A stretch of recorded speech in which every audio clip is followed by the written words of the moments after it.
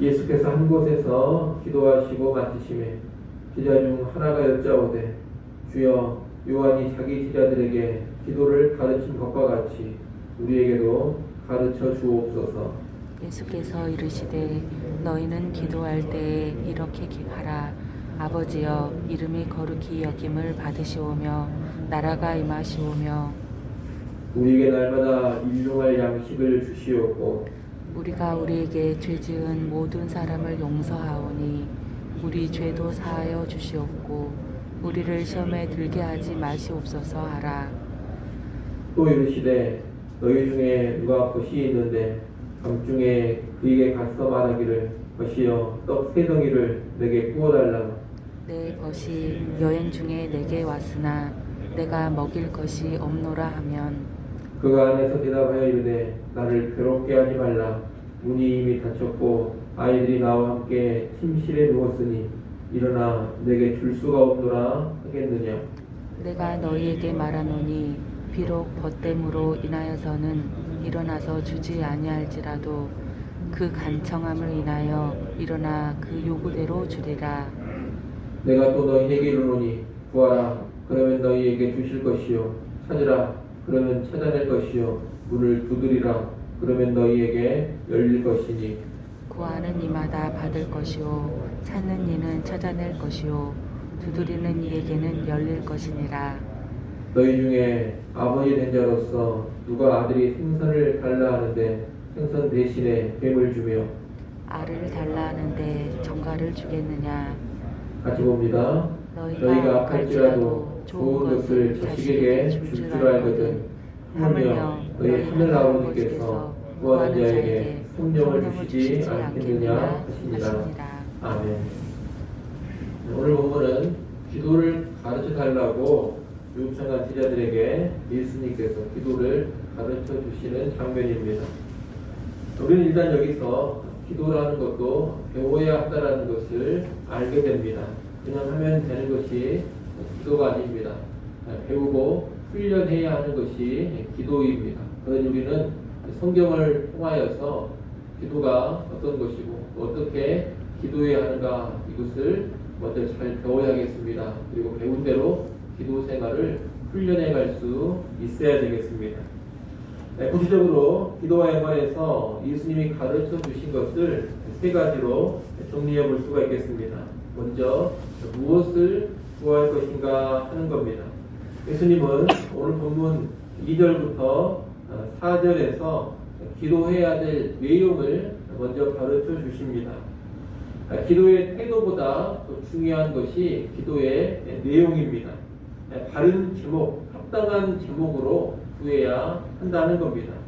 기도라는 것은 열심히, 뜨겁게, 부지런히 구한다고 해서 다 되는 것이 아닙니다. 그런 기도의 태도보다 무엇을 기도해야 하는가 이것이 훨씬 더 중요합니다. 그래서 예수님께서는 기도를 가르치실 때 가장 먼저 무엇을 기도해야 하는가 기도의 내용을 가르쳐 주신 겁니다. 예수님이 알려주신 기도의 내용인 2절부터 4절까지 말씀은 흔히 주기도문이라고 불리우는 내용입니다. 이 주기도문의 내용은 한마디로 하자면 하나님의 영광과 하나님의 나라를 위해 기도하고 하나님께 합당한 사람이 되기 위해서 기도하라는 겁니다. 눈앞에 처한 국면 문제, 내가 처한 어려움의 해결보다 먼저 구해야 할 것이 무엇이냐? 하나님의 영광이고 하나님의 나라입니다. 그리고 하나님 앞에 내가 온전한 사람이 되는 것입니다. 그러니 우리는 예수님의 가르침 앞에서 우리의 기도 제목을 한번 검토해 볼 수 있어야 되겠습니다.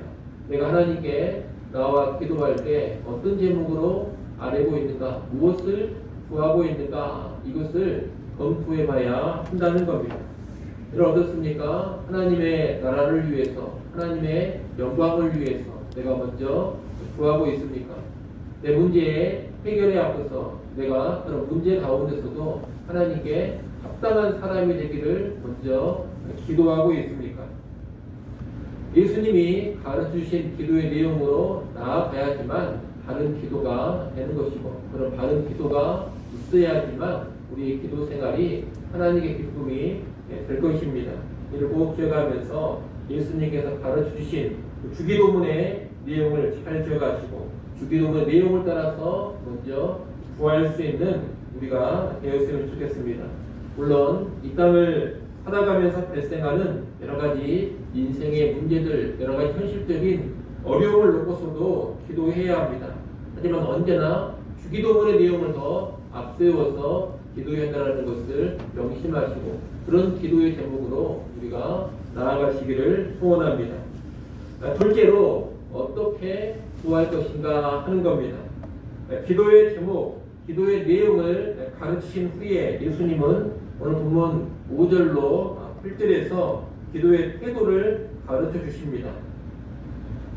여기서 예수님은 밤중에 떡 3덩이를 꾸러온 친구 이야기를 하십니다.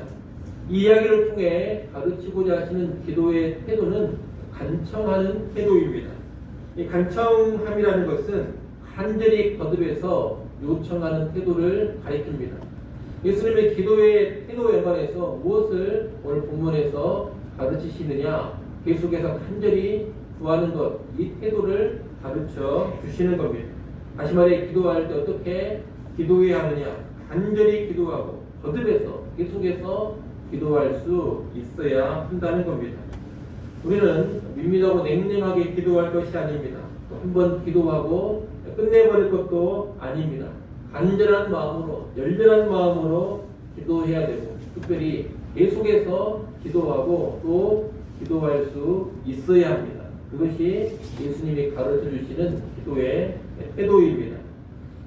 특별히 우리는 앞서 먼저 언급한 다른 기도의 제목들을 간절히 그리고 거듭해서 구할 수 있어야 하겠습니다.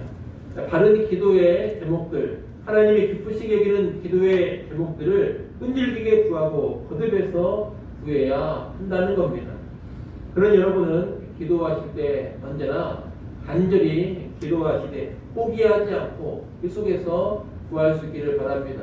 내가 구하는 기도의 제목이 성경적인 기도의 제목이고 하나님의适当한 기도의 제목이라면 결코 포기하지 마시고 여러분 죽는 그 순간까지 속에서 기도하시기를 바랍니다. 그 거듭되는 간절한 기도 가운데 하나님은 반드시 놀라운 응답의 역사를 이루어 주실 겁니다. 끝으로 예수님이 가르쳐 주신 것은 예수님은 기도에 분명한 응답이 있다, 이것을 가르쳐 주십니다. 오늘 본문 9절 10절 말씀이 그러한 내용입니다. 하나님은 우리의 기도를 들으시고 응답하십니다. 구하는 자에게 주시고 찾는 자에게 찾아내게 하시고 두드리는 자에게 열리게 하십니다. 기도에는 이렇게 언제나 응답의 결과가 있다라는 겁니다.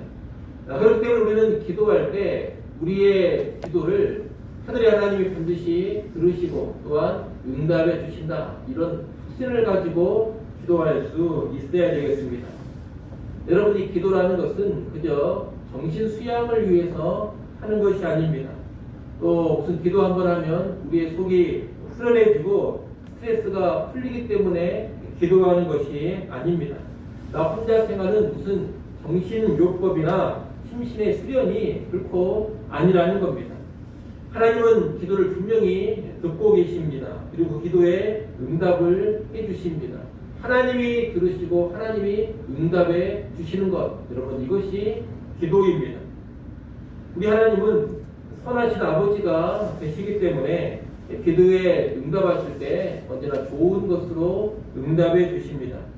이 땅에 악한 인간들도 아버지라면 좋은 것으로 자식에게 줄 줄을 압니다. 하물며 지극히 선하신 하늘의 아버지께서 기도하는 자에게 어찌 좋은 것을 주시지 않겠습니까? 우리의 기도에는 선하신 하나님 아버지의 좋은 응답이 있는 겁니다. 특별히 기도와 연관된 최고의 응답, 기도와 연관된 최고의 선물은 무엇이냐? 성령이십니다. 달리 말하면 성령은 기도하는 자에게 주시는 하나님의 최고의 선물이다, 이렇게 말할 수 있겠습니다. 오늘 보면 맨 마지막 절인 13절 말씀을 여러분이 한번 읽어보십시오. 13절 말씀 읽습니다. 너희가 악할지라도 좋은 것을 자식에게 줄 줄 알거든. 하물며 너희 하늘 아버지께서 구하는 자에게 성령을 주시지 않겠느냐 하시니라. 아멘. 하나님은 기도하는 자에게 성령을 주십니다. 다시 말하면 기도하는 자가 성령의 충만함을 받아 누린다는 겁니다.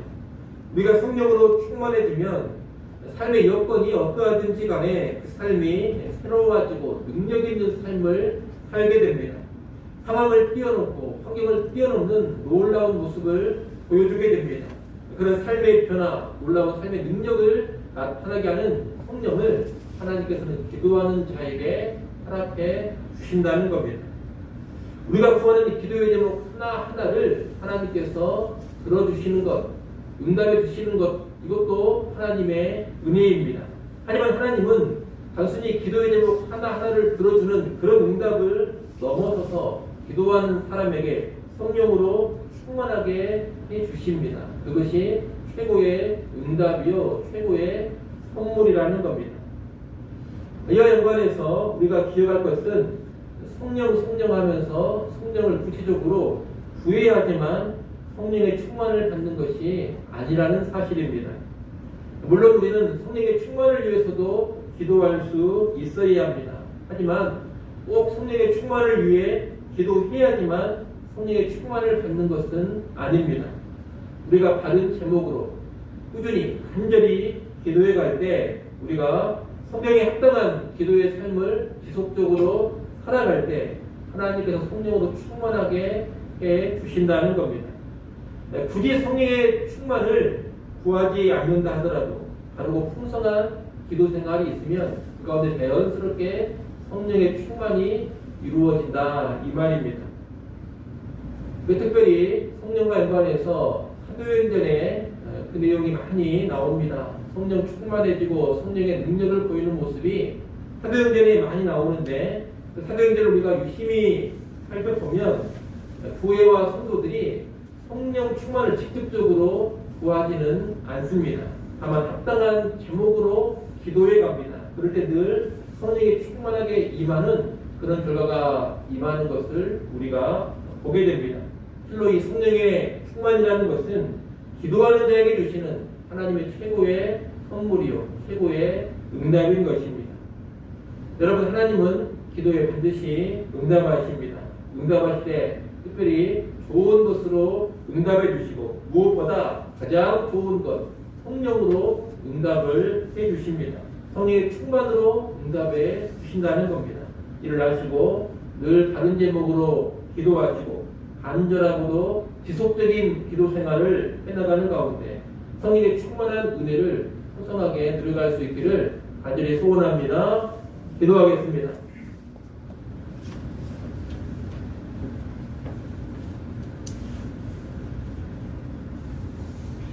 하나님 아버지, 예수님이 가르쳐 주신 기도에 관한 내용을 보았습니다.